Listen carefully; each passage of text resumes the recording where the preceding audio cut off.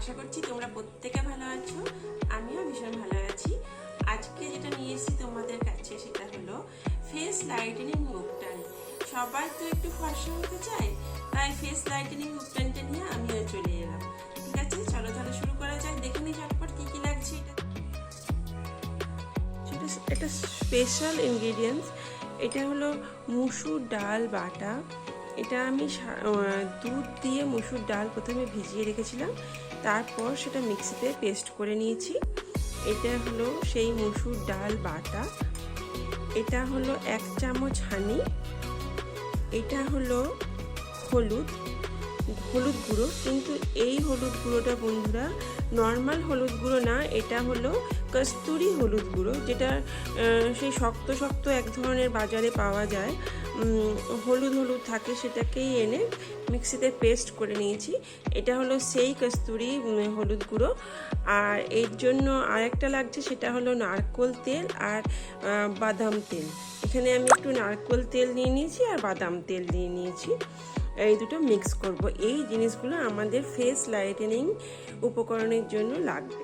যে আজকে যে আমি স্কিন লাইটেনিং প্রিপারেশনটা তোমাদের দেখাবো উপটানে, এটা কিন্তু প্রত্যেকটা স্কিনে যেতে পারে, কোনো অসুবিধা হবে না। প্রত্যেকটা স্কিনের সবাই ইউজ করতে পারবে। শুধুমাত্র যাদের অয়েলি স্কিন তারা বাদাম রোগনটা দিও না, বাকি তোমরা কিন্তু কোকোনাট অয়েলটাও ইউজ করতে পারো। কারণ হচ্ছে যখন পিম্পলস অ্যাকনি প্রন স্কিন হয়ে যায় আমাদের, তখনও কিন্তু আমরা ভাবি যে আমাদের স্কিনে হয়তো একটু অয়েল গেলে স্কিনটা হয়তো খারাপ হয়ে যাবে, কিন্তু তা না। প্রত্যেকটা স্কিনে একটা নর্মাল ময়েশ্চারাইজার দরকার। আর কোকোনাট অয়েলের মধ্যে যে এত গুণ, যে কোনো সামান্য ব্যাকটেরিয়াল যদি প্রবলেম থেকেও থাকে সেটাকেও নষ্ট করে দেবে। তাই কোকোনাট অয়েল দিতে কোনো ভয় নেই। আর তার সাথে যাদের অয়েলি স্কিন বা অ্যাকনি প্রোন স্কিন, তাদের সঙ্গে তারা একটু এক চামচ বা হাফ চামচ তারা মুলতানি মাটি অ্যাড করে নিন এইটার সাথে, আর কিছু লাগবে না। বাকি এটা কিন্তু প্রত্যেকটা স্কিনের জন্য একদম উপযুক্ত। এরপর আমরা এগুলো সব একসাথে মিক্স করে নেবো। যেগুলো নেওয়া হয়েছে, মসুর ডাল বাটা, হলুদ, হানি আর বাদাম রোগন আর কোকোনাট অয়েল সমস্ত একসাথে মিক্স করে নিলাম। দেখো সমস্ত একসাথে মিক্স হয়ে গেছে, এইরকম আসবে টেক্সচারটা। ঠিক আছে, একটু থিক হলেও অসুবিধা নেই, এটা একটু বেশি নরম হয়েছে, কিন্তু একটু থিক হলেও ঠিক আছে। এরপর আমরা এটা ব্রাশের সাহায্যে পুরো মুখে লাগিয়ে নেব, যেমন করে আমরা আগের উপটান লাগিয়েছি ঠিক সেইভাবেই পুরো মুখে লাগিয়ে নেব। এটা কিন্তু সব ধরনের স্কিন থাকে, প্রত্যেক ধরনের স্কিনের জন্য এটা একদম পারফেক্ট। যাদের অয়েলি বা অ্যাকনি স্কিন তারা কিন্তু বাদাম মধ্যে দিও না, কিন্তু কোকোনাট অয়েল আলাদা করে পারো, কোনো অসুবিধা নেই। কোকোনাট অয়েলে এটাকে প্রপোর্শন রয়েছে, তাই কোনো অসুবিধা নেই। আর যে তাদের পিম্পলস হয় খুব বেশি, তারা কিন্তু এটার সাথে এই মিক্সচারের সাথে তোমরা 1 চামচ মুলতানি মাটি মিশিয়ে দাও। তারা তাদের পিম্পলস হয় না, এখন তাদের খুব বেশি মানে অয়েলি স্কিন সেই প্রবলেম হয়।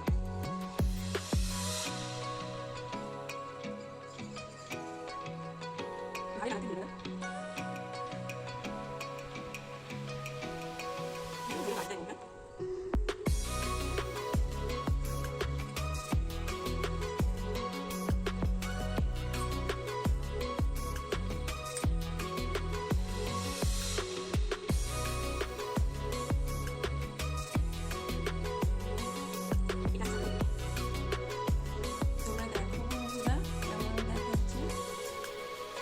আমার তো খুব বেশি সেন্সিটিভ স্কিন, তাই আমি খুব বেশি সময় রাখতে পারবো না। তোমরা একটু বেশি রাখতে পারো, তাদের কোনো সমস্যা নেই, তাদের কোনো রকম অসুবিধা কিচ্ছু হবে না। কিন্তু আমি একটু বেশিক্ষণ রাখলে আমার অসুবিধা লাগে, তাই আমি এটা উঠিয়ে নিচ্ছি। এটা হালকা শুকিয়ে এসছে, আমি একটু হালকা গরম জল নিয়েছি, হালকা গরম, একদম হালকা গরম। একটা টিস্যু নিয়ে নিয়েছি। এরপরে আমি এটা ধীরে ধীরে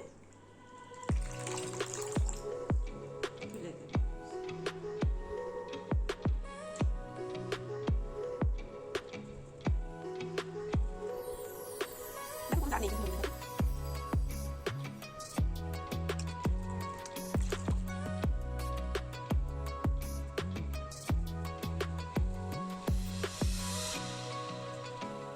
স্কিন প্রিপারেশন করা স্কিন ভীষণ ভালো হয়ে যায়, তাই তোমরা সবসময় পারবে ভিতরে ভালো করে ঠান্ডা করে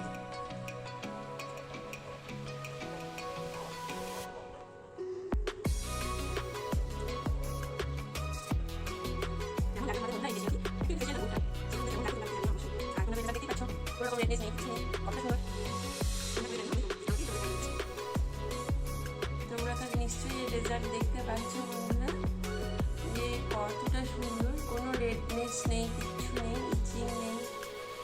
তোমরা প্রত্যেকে এই উপটানটা করে জানিও যে তোমাদের কেমন লেগেছে।